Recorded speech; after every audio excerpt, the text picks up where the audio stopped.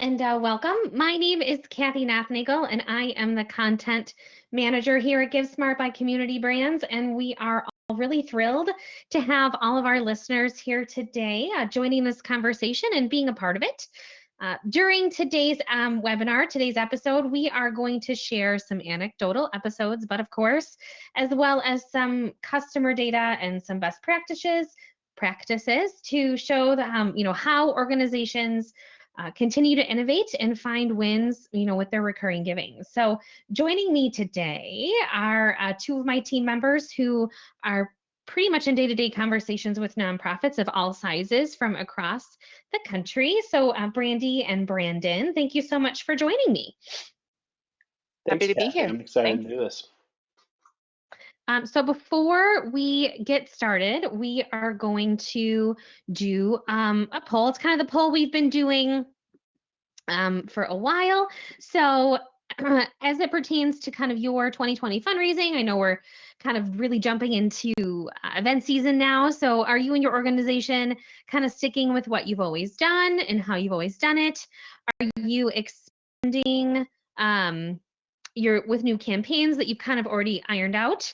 Are you exploring some new opportunities and looking for new ideas and maybe feeling a little lost? Or are you feeling completely lost and kind of directionless? So take a look and take some votes. And while that poll is populating, Brandy, I know you kind of had a summary about kind of what we're seeing with giving right now. Yeah, absolutely. In 2020, it was a challenging year, but we really saw a lot of positive giving momentum and signals overall. We saw that overall giving was up more than 10% last year compared to 2019. We know that donations are at their highest point than they have been in the past 5 years, and the number of new donors has increased by more than 7% over 2019. And even last year, the CEO of AFP emphasized that organizations could not afford to stop fundraising, and that charities that continued to raise funds, that was his quote exactly. Organizations, charities that continue to raise funds and even increase their fundraising will do the best. So, the battle cry is out there. It's time to fundraise. This is really the right time to go out there and engage donors because they're listening.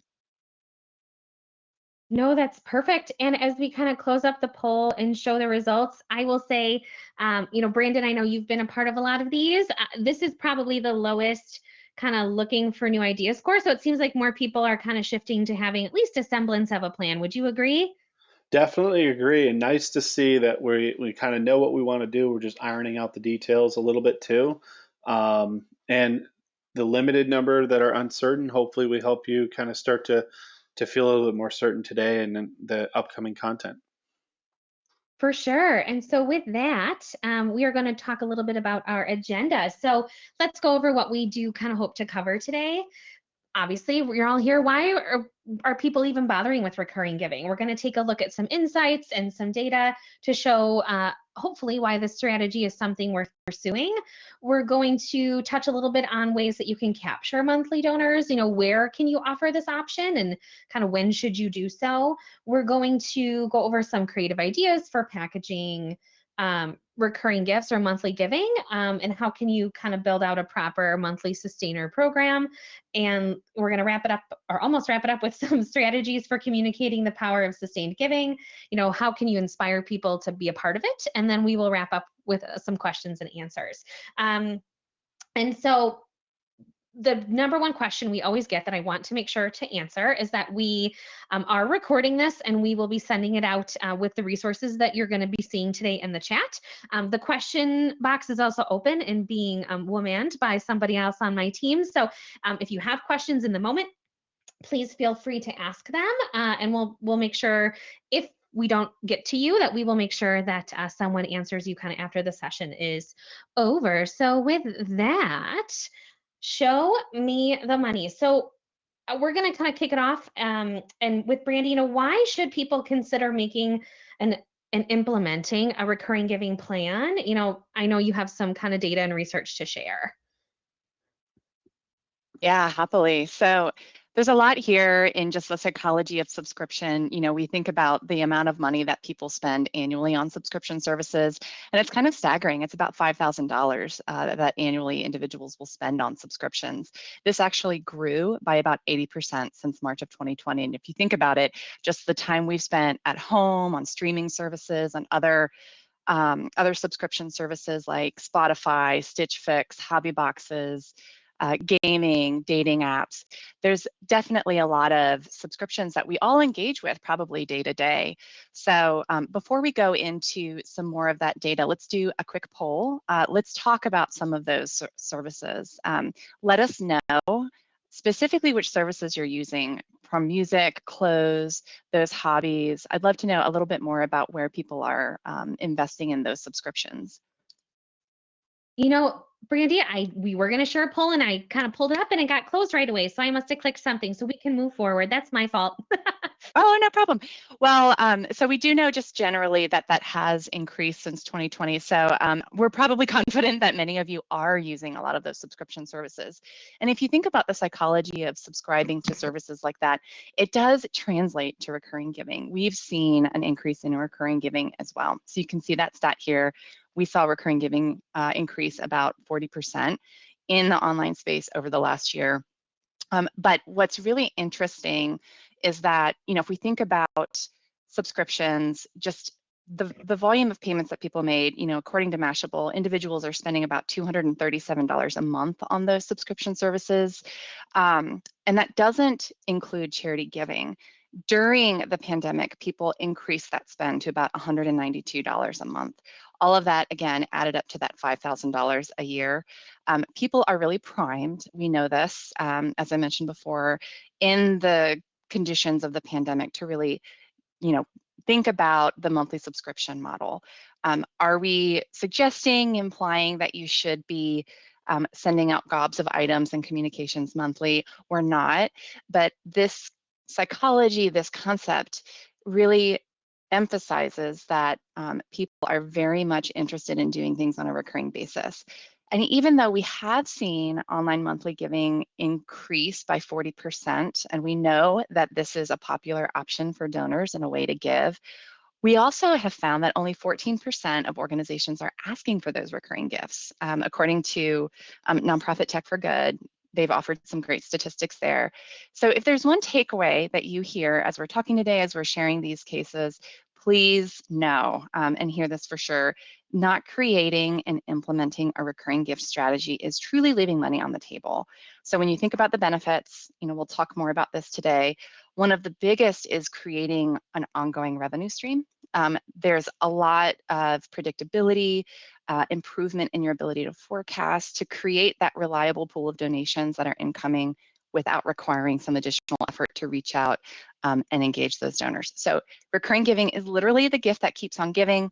Donors are out there, they're interested, but we're still not seeing organizations adopt that as a method as much as they could. So there's great opportunity here. Absolutely. And I know, you know, Brandon is kind of everything that Brandy talked about in a general sense. Is that what we're seeing with our Give Smart partners too? Absolutely. That is, you know, the nice thing with a recurring donation or subscription.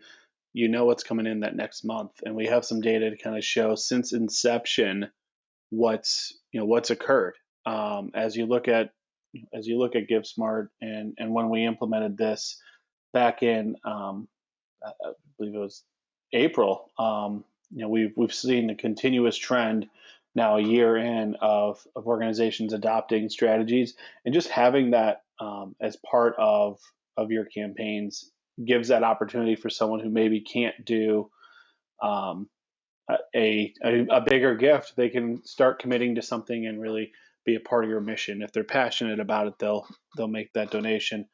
Um, and did we change the slide here? I want to make sure we show this statistic because I think it's just a really fun stat. Um,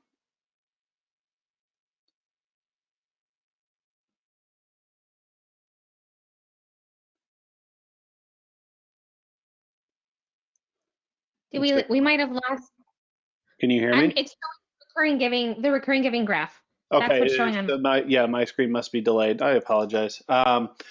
Not a problem. I have my notes here. So as you can see, the amount of giving that's been done on recurring giving is basically the 8,212 pounds of cheese. A lot of money being brought in just through monthly gifts and supporting different causes across the country. So the goal is to know what's coming in the next month, and if you can predict that, uh, it will make things a lot easier as you look at what's coming in quarter 3. How many people do we know are already committed, so we know how close we are to getting towards our end of the year goal and whatnot. So projections and really capitalizing on that. And as you add people into that funnel, you have the opportunity to grow them as donors. No, that's really, really great. And I think I like the statistic about cheese too, but it is comforting, or I guess it's good to see that not only kind of in a market space, but also on the GiveSmart side, that there is this kind of exponential growth and this trend. But to Brandy's point, it is kind of remarkable that so many organizations are leaving money on the table by not asking. So I know, Brandon, you had kind of touched on um, we're going to talk about dedicated campaigns in the future and maybe kind of making a really strong recurring giving strategy. But you had mentioned, where can you add this into stuff that you're kind of already doing?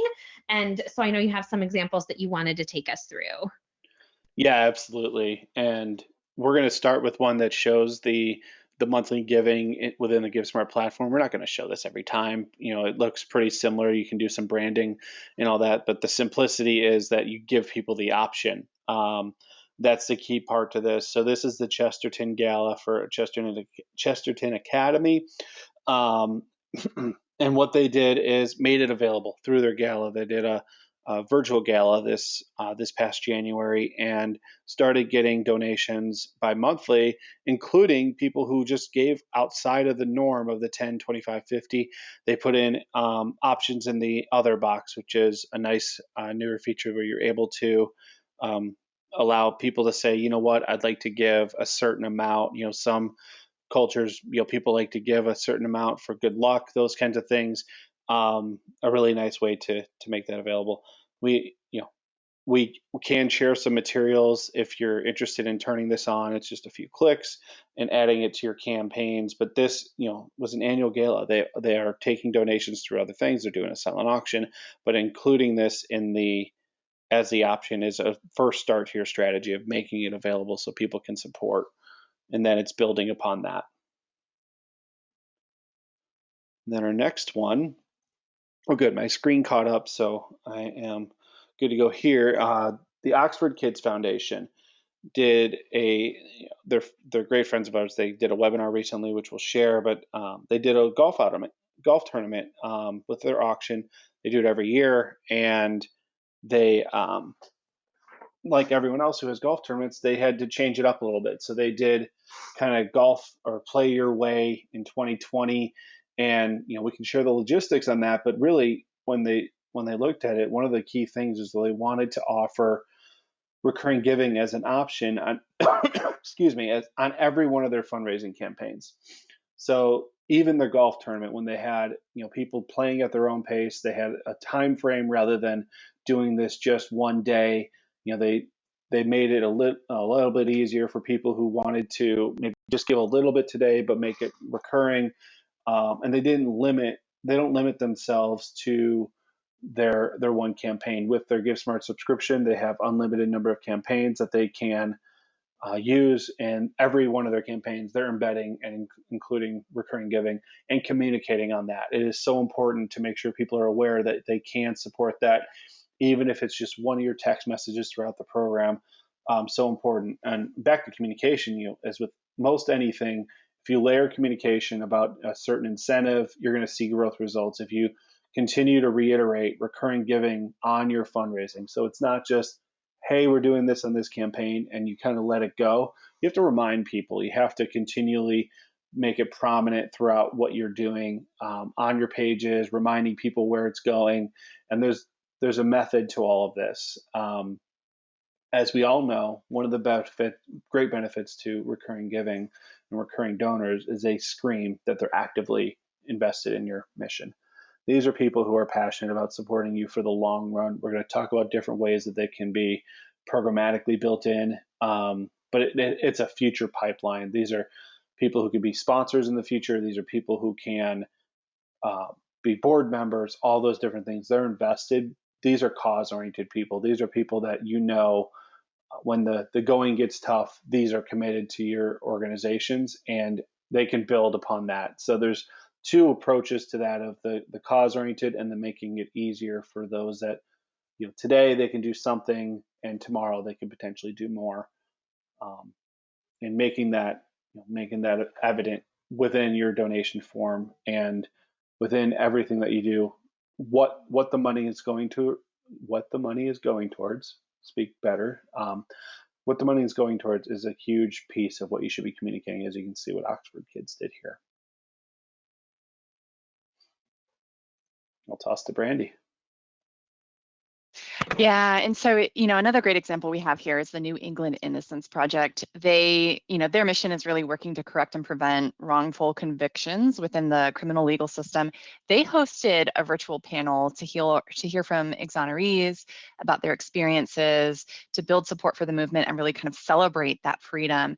And for their panel, they actually had a video that was embedded for the presentation, and they mentioned text to give in their program book. So if you just think about those very kind of basic, easy steps, that was a very simple way for them to plug recurring giving with minimal lift, and it had great return for them. So even just thinking ahead to areas where you can mention recurring giving and point potential donors to your recurring giving page is a really, really helpful way to get the conversation going and have them aware of those recurring gift options.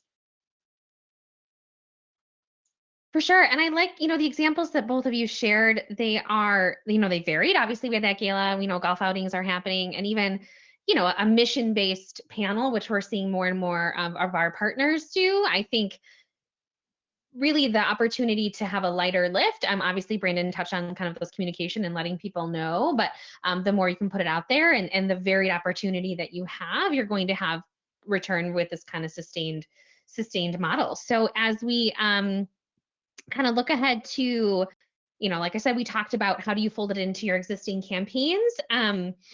We did get some questions that I think are worth asking now, just because they were pretty hyper specific. But somebody did ask if people are using recurring giving through GiveSmart, are there additional fees outside of your annual subscription fee? So there's no additional fee to add recurring giving to any campaign. You only will just have credit card fees like any other transaction. So just like with your subscription, you can run unlimited campaigns. You can also run unlimited recurring giving within those campaigns. Perfect. And then Brandy or Brandon, either of you would probably know the answer to this too, but if someone's credit card is expiring, like how does the organization manage that, or are they informed? Sure, I can take that one. There's a notification that's sent to admins. So if you're an admin on the GiveSmart platform, you'll get a notification in advance that the subscriptions or the expiration date is arriving.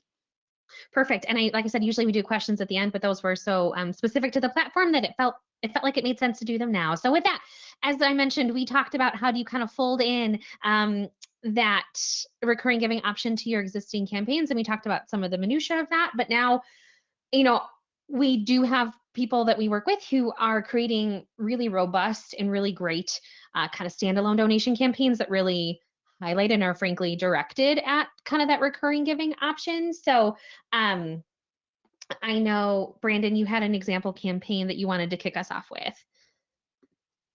Yeah, I want to start with this one. This is for science of sports, but this is really applicable to a lot of what the schools and some institutions are challenged with right now, with having to have additional resources and supplies for PPE, along with potential staffing changes and all that. So think about a fund in need that can be recurring. Something that you're going to need every month, supporting that through a recurring gift and having a dedicated program for that. And that's what you see here, of kind of helping students improve academic and athletically. This campaign that they ran is to support specifically sports equipment and learning tools each month that are needed, each year that they're needed. It's not just one time we're building something. It's we have this recurring need can you be one of our investors or supporters in this specific call out? So as we have schools opening up here and institutions and different regulations that are out there, there's this need that your organization likely has. If you set up a recurring gift campaign and people are actively supporting these types of things, we're seeing a lot of success. Having this programmatic tie-in to what the specific need is may increase the amount of participation you get, especially with current donors who maybe want to do a little bit more or specifically want to support that initiative, just like you would do with a direct appeal. This is a direct appeal through fund to need through a fund to need through a recurring gift. Highly recommend, if you have that specific need, to try that as a positioning as you're going in there and getting those donations. I'll toss this one to Brandy. Great. So thinking about another great example here, Community Resource Services offers a really great example of how they highlight mission impact. So we always recommend sharing the impact that donations can offer for your mission. That's a great way to connect donors and compel them to give to help contribute to the work and impact you're having in the community. And as you can see, they did that right on their GiveSmart homepage. So it's a really simple way to highlight the importance of giving and connect the dollars that they're giving to actual work and support that will be given to people in the community.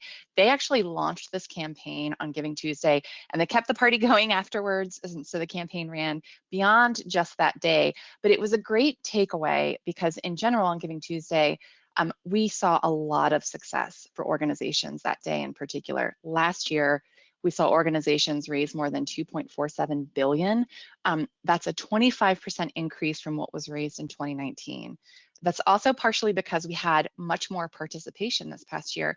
34.8 million people participated, which was about a 30%, 29% increase compared to the year before.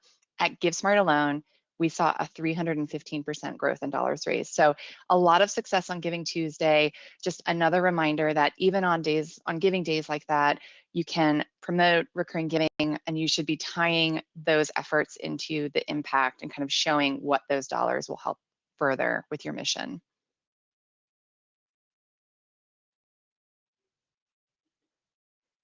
And then in a similar vein, something we've really seen a lot of excitement around on Giving Tuesday is driving some sense of exclusivity. So we loved this example from Camp One Step. They really did this right with stewardship. They drove a lot of interest in recurring giving through their exclusive Campfire Circle.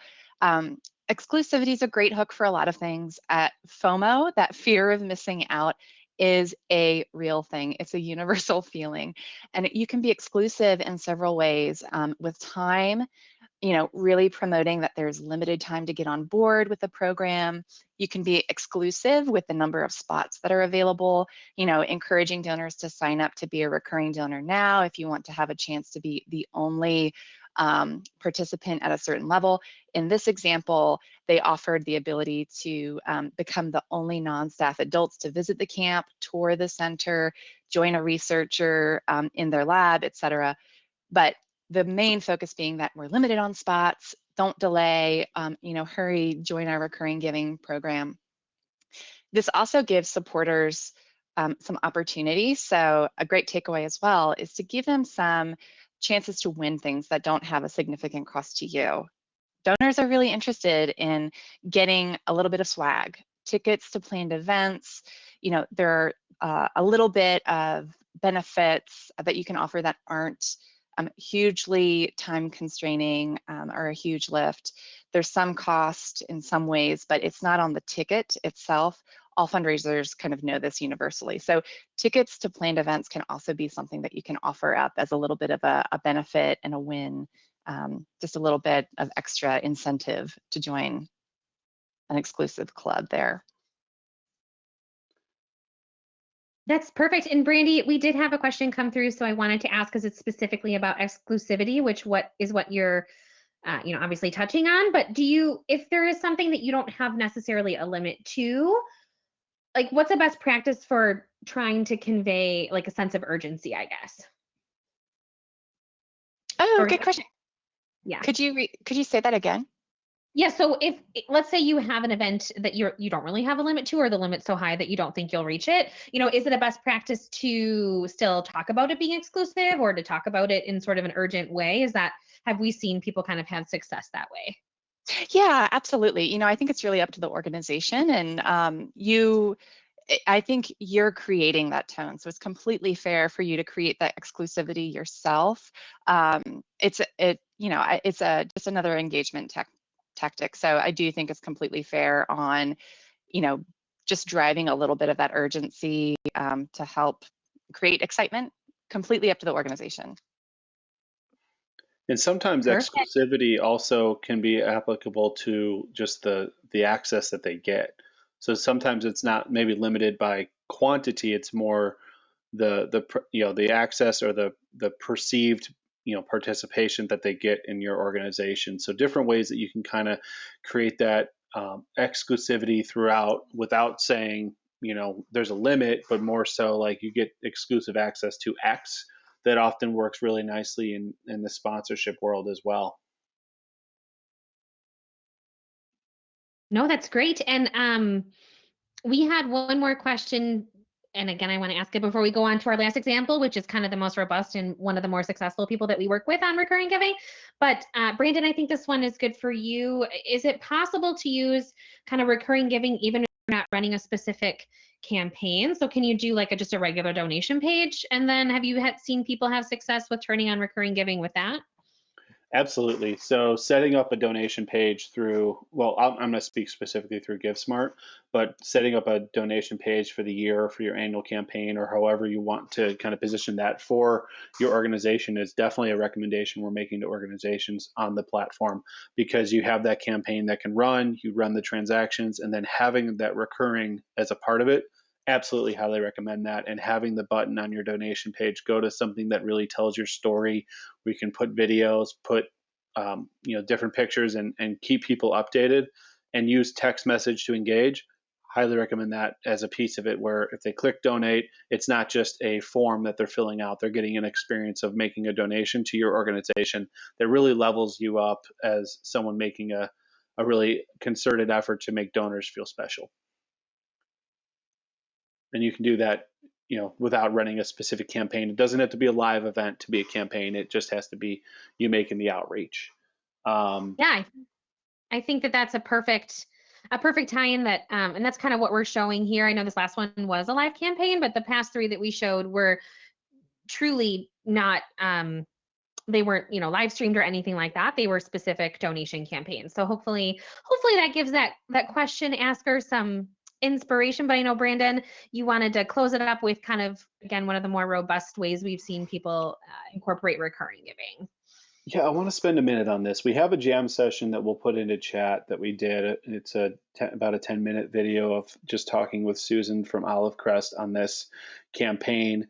But there's so much here that I want to talk about, and feel free to visit the campaign and kind of dig in here because they did some really cool stuff.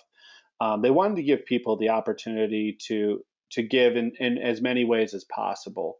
So they did a paddle raise, but they added a recurring giving option as well. So this was an in-person event. This was February, right before COVID started. But they had the option. They could raise their paddle for the recurring gift, or they could do it right through the site. And during the paddle raise, they announced this. If you'd like to be a supporter, they positioned it, and they really did a nice job. And this was, as Susan shared with us, this was a $25,000 win for them. That's huge when you're thinking of your paddle raise and the different gifts that you're going to get of one-time gifts. If you have someone raising their paddle to give to you for a recurring period of time, and you can really run the stewardship program to keep them really engaged over time, that's going to have such a greater impact for you for sure.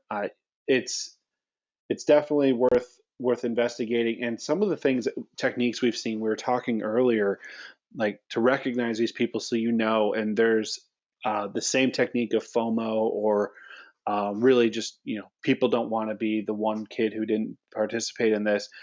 If they're at the table and there's a bunch of people who have some type of glow stick or bracelet, or if they're on Zoom, they have everyone who gives during this campaign or the paddle raise has a Zoom background, a custom Zoom background, it's going to stand out, and each person will be like, well, I want that. I want to make sure I have that.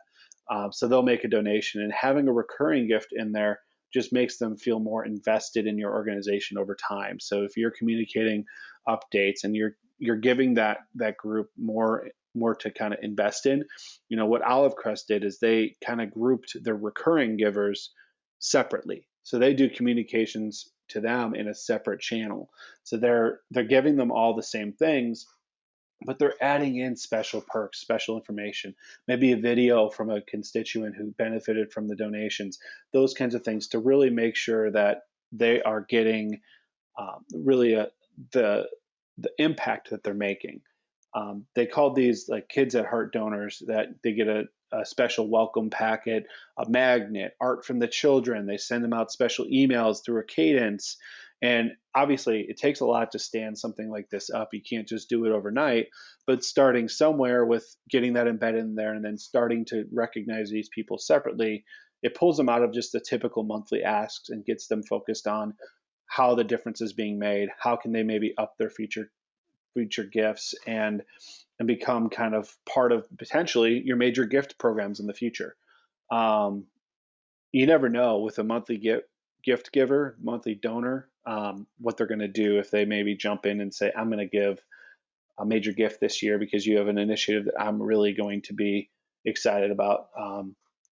Hopefully that kind of makes a little sense. And then as you look at how to do this and why these, again, exclusivity and competition work for some of these things, it's really tied to the essence of why people want to be a part of something. It's that FOMO. It's that I want to support something, and when I'm passionate about the cause, if you give them additional ways to kind of separate themselves, it's going to be a good impact. So watch that gym session. It's really terrific, and Susan and Susanna have a great conversation going there. But it's definitely a unique technique that they use that can be done even today on your other campaigns. It doesn't have to be a gala. Absolutely. No, I think that is it's really important to, like anything, I think the more time you invest in, if our listeners are hearing us, that like Brandy said at the beginning, you're leaving money on the table. There's so few organizations that do this right, that if you take the time to do it right, which we all recognize at GiveSmart, time is a limited resource in a nonprofit. We know staffing is a limited resource, marketing opportunity is a limited resource. But I think the examples that we shared and what we are seeing consistently month over month is that when people invest a little time and energy, do one or two things, try to make something really move the needle with recurring giving, it can have exponential opportunity for you. And sustained exponential revenue is every nonprofit's dream. So we are getting a ton of questions about specifics in the GiveSmart platform, like, can I use this instead of PayPal for my recurring gifts, all these other things. Don't fret. We have, and we kind of teased it at the very beginning, if you signed on a little early, that we have a blueprint series. It's a weekly panel discussion, and we're going into kind of the ins and outs of all of these things. So how do you reflect this best on your homepage? What other campaigns can you use it in? All these other things, very, very detail-oriented stuff. So be on the lookout. We're going to be sharing a link with how you can register, and they're definitely going to be in my emails as well. And before we jump into kind of this last bit, because we're going to talk about kind of communicating, how do you find that audience? How do you segment that audience? What are some kind of best practices or things that we're seeing our partners do? We wanted to do one last poll, and hopefully this one doesn't close out on me so gosh darn quickly. But this one is really about stewardship. So what is the kind of the lowest donation amount on an annual basis when you would fold a donor into a stewardship plan, meaning something above and beyond what you're typically doing? So if you send everyone a newsletter, that's not necessarily what we're talking about. We're talking about like a specified newsletter, or putting them on a major giving track, or handing them over to your major giving officer. So we're just kind of curious what everyone's doing. So if you guys could vote, that would be best. And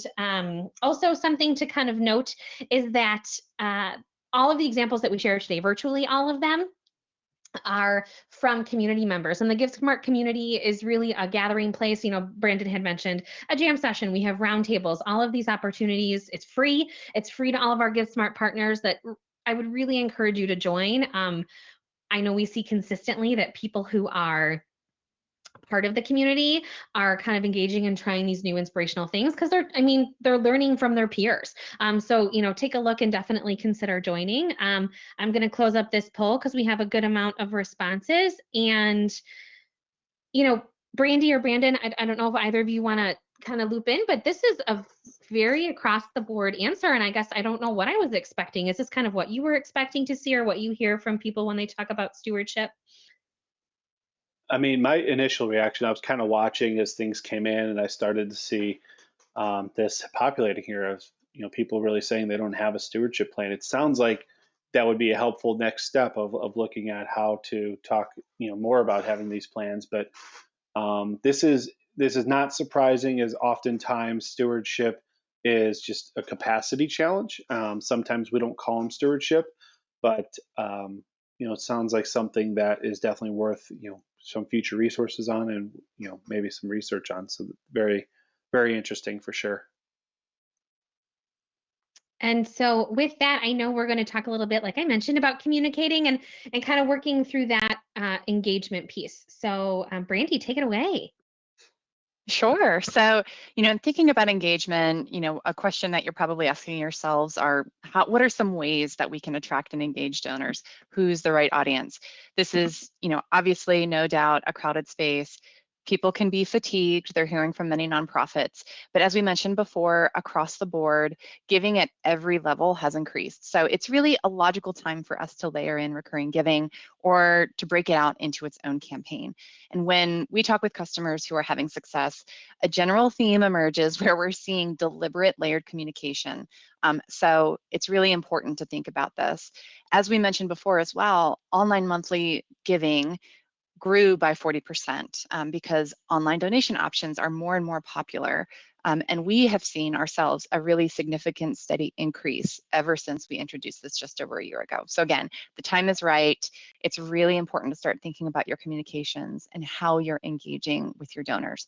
So first, I'd really start by thinking about where your audience comes from. So this might take a little bit of work and digging into reporting. We know that for some customers who choose to use multiple systems, that can sometimes be tricky, but look at the donors and their behavior. So typically what we recommend is looking at donors, for example, who gave 6 or more times, whether that's through auction items, tickets, donations, or raffles. Those who have the ability and have shown that they would give multiple times, that's a great place to start. And then you might look at the next level down. Who are those donors who gave 3 or more times? And then finally, who has given only once?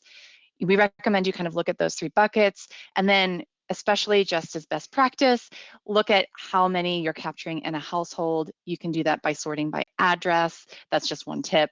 And make sure that you're thanking those people. This is where you can really start some of that stewardship. You want to make sure that you're thanking them, you're showing your gratitude, and you're targeting them with an opportunity to increase their gifts. Most donors love to feel that the organization genuinely appreciates their contribution. So many nonprofits don't have resources to send an elaborate gift, and that's okay. There are many more budget-friendly and effective ways to express your thanks. Even just a phone call from a major gift officer or a volunteer, somebody who was supported by your mission, can go a really long way. You could do a social media shout out. You can even make a small investment in something like a welcome packet. Olive Crest did this. They offered a magnet or some other branded cost-efficient materials. You can create some of those materials in a cost-effective way. That investment goes a really long way to show your appreciation. You could also offer some kind of event like an exclusive tour of your facilities. You could also offer up the ability or opportunity to chat with someone on your leadership team or on your board of directors. You could invite them to a members-only cocktail hour, whether that's virtual, hybrid, or in person based on your location and restrictions. But most importantly, you should also think about where you can include them in invites to other things, other events. It's true that any fundraiser knows typically that a dedicated donor is more likely to support in other ways than somebody who's brand new. So that investment in that gratitude and just keeping them engaged is really important. Make sure that you're including them and you're inviting them, thanking them. It's very, very important there. Another tip we would have is really showing your impact. So donors want to know that the money they're giving is being put to good use. This is just kind of basics of good stewardship. You could send an email containing an anecdote or two about how their donation had assisted someone in their recovery, or how it benefited somebody who was receiving services from your organization. That helps lay the groundwork and reinforces your mission and your impact.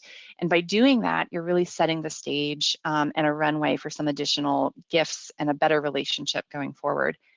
We saw earlier today a few examples where organizations demonstrated their impact. They showed in their recurring giving campaigns or during their paddle raise what donations provided to the community. Make sure that you're following up on those specific deliverables to those donors. Be specific and direct. You donated so that we could have the quality remote learning supplies for children, for example. Here's a message or a photo and some information on how that donation made a specific impact on our students. And then finally, just think about what you could repurpose. What can you repackage that you've already offered that has maybe lived its life cycle and needs a facelift, a little bit of a refresh? Have you provided a personalized brick, for example, for a single $250 donation? What about, taking that example, what if you did that for every supporter over $25 a month instead? Have you done a cookbook sale and you have leftovers? Think about including those in your welcome packet with a personal note. If you've offered donors naming rights of some kind, like perhaps a leaf on a giving tree in a special room in your facility, or plaques on benches, whatever else there may be for a donation, think about offering that to recurring donors who give at a certain level every month. You get the idea. There are lots of examples. You're creative, you guys are innovative, you're scrappy. Think about what you can do, what you can repurpose, and lower that barrier to entry to have some of that recognition and appreciation. Those are just a few examples.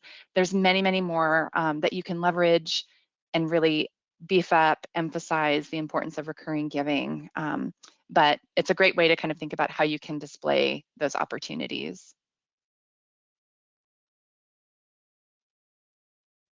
Perfect. I know, Brandon, you're going to kind of wrap us up with, how you can really publicly display recurring giving and kind of some other communication best practices. For sure. I mean, there's telling, and then there's also showing your story here and what's going on. Communication is obviously many different ways. Obviously, many of you are well versed in email and social posting, get emails from us all the time, and very familiar with that. Doing dedicated campaigns or spending time on that strategy can get to be hard. May take up a lot of time. We know how many of you are really strapped for resources, especially when it comes to these additional marketing things that are not directly impacting a dollar today, but it really does create a difference. If you can create an evergreen message, evergreen being that it's perennial, it can go on for beyond just today. It doesn't have a time frame tied to it. It can be used periodically in your emails, like a PS line or a section of a newsletter. Have a little bit of time carved out to communicate something in that section for your recurring gift donors. Recurring donors deserve that recognition, and even if it's a thank you, even if it's a quick little here's how many recurring gifts we got this last month kind of thing, it's worth the time to do a little recognition. You're seeing two examples here within GiveSmart of how to do some recognition, as well as make people aware of where you're at and how far you are from goal if you have not exceeded it yet. You can see on the left, this organization has exceeded their goal because we wanted to be mindful of someone's names. We are showing an anonymous person's recognition, and the simplicity of how easy it is to give. On the right, you can see an organization that has not yet hit their goal, and each one has the goal of communicating, make a donation to help us reach our goal, and thank you for that donation. A custom image like this heart that you see here is really helpful to really get the message across. If your organization works with a a cause that has an easily recognizable thing that ties to it. So if you're a humane society putting a dog or a cat or an animal in there, and we've seen a lot of different things there, communicating again, tying it back to the mission, bringing your message across, and your monthly donors are included in here as well, and they should be recognized just like any other donor. Having a campaign dedicated for monthly giving allows you to do one of these displays specifically for those folks. So that is one way to look at it. But my number one thing, and I've said this a lot of times, there are two key things really to really getting a donation campaign stood up in this aspect is make sure you make it easy. So on your homepage, make your communication clear. Make sure people understand what they're giving to, why they're giving, and what difference it's going to make, and make it towards the top of the page. They should not need to scroll to give you money. They shouldn't have to fill out 1,000 fields to give you money. Make it easy on them, because if you make it easy on them, it's easier for them to give you more in the future. The other thing is have options for low barrier to entry type things. And Brandy mentioned some of that, but a low barrier of entry allows for those that aren't in a comfortable mode to give you $100, but still give you 20. If you do that, you're going to have new people come in who in the future become those recurring gifts, become those major donors, and bring their friends. It's crucial. It's worth it. And every donor, as you know, makes a difference. But allowing your site to do that talking for you and have that page really optimized with imaging and spending time on having custom images and things like that, and spending time on having your message come to the forefront will help you differentiate as well as communicate. And the last thing on messaging, we all get emails all day long. Text message is another way you can communicate through the GiftSmart platform specifically. If you have a recurring gift campaign stood up on as a standalone, communicate it out. Please communicate it out and make sure people are aware of it. You never know. And if you put it tied to a specific need that you have currently, it will resonate, and you will be surprised at the commitment that people make to you. But also it makes people aware, and maybe someone who just wasn't ready to make a major gift wants to get started in a smaller way. I think that's Absolutely there. Yeah, no, and I think if you haven't already asked your questions, my listening friends, now is the time. And we do have a few to ask, but by all means, please ask in that question box. As I mentioned before, or maybe I didn't, but I will say it now. Is it possible to do everything? No, of course not. But as you look at recurring giving, as you look at that monthly sustainer opportunity, as Brandy mentioned, carving out the opportunity, making it at least a small priority can really pay out a lot of dividends as time goes on. And think about just one or two things maybe that you learned today that you think could really apply to you. It floors me what Brandy said at the beginning, that so few, a small percentage of nonprofits have a recurring giving option. That blows my mind, and you are leaving money on the table. So don't leave those critical dollars out there. Your mission is just too important. As a reminder, everyone is going to receive the recording. So if there's something you wanted to share with a board member or a fellow staff member or a volunteer, you'll have the original audio with the presentation and our little snafus at the beginning to boot. So it'll feel very real. All of the resources we shared in the chat today will also be shared by email from me shortly. Many of our examples that we shared today and many of the success stories that we shared, I mentioned this already, are part of the community. So please take a look at it and consider joining. And before we move on to questions, last thing, there is going to be a survey at the end. So please, take the time to take it. Believe it or not, we do read the feedback, good and bad, mostly good, and then we tailor our content kind of based on some of the things that you guys have and ladies have and others have asked. So with that, we do have some other exciting things happening in the Give Smart world. We are sponsors of Salesforce's first ever nonprofit summit, which is happening next Wednesday, kind of all day. But I think you can pop in and out. There's some really great main stage people like Dr. Jane Goodall and Amal Clooney, as well as a lot of sessions and opportunities. So I know I will be sharing the registration link, and you should be seeing it in the chat now. We have 2 webinars in the month of May because we're feeling good about it. One really kind of centers around food and fundraising and how some really, really creative ways that people have found success and how they found success doing so. And then we're going to talk about taking it outside for fundraisers, kind of in the back half of the month. Now, as Brandy mentioned, everyone's kind of in a different place in terms of comfort.